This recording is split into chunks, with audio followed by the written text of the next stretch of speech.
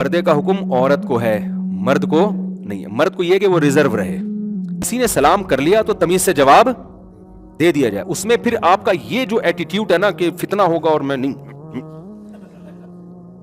तो अगले समझेगी कि पता नहीं ये सारे मौलवी ही ठरकी होते हैं, इन्हीं को बहुत ज्यादा फितने का अंदेशा है, बाकी तो सलाम दुआ करके निकल जाते हैं। पहले जमाने में जब पर्दे का माहौल था ना, तो लड़की का सलाम करना ही गलत समझा जाता था, वो वाकई गलत था। अब जब पर्दे का माहौल नहीं है तो ये एक नॉर्मल रूटीन का हिस्सा बन चुका है। आप जहाज में जाते हो, एयर होस्टेस आती है, सर क्या चाहिए आपको, आप यूं बोलो, अल्लाह की पनाह चाहिए, दफा हो यहां से। हमारे शेख ने कहा कि नजर नीची रखो।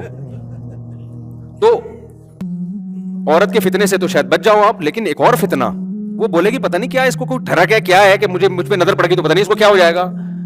तो कोई भी एबनॉर्मलिटी वाला काम करने की कोशिश, नॉर्मल जैसे सारे तमीज से सफर कर रहे हैं ना, ऐसे आप भी तमीज से सफर करो। पर यह कहने का मकसद है।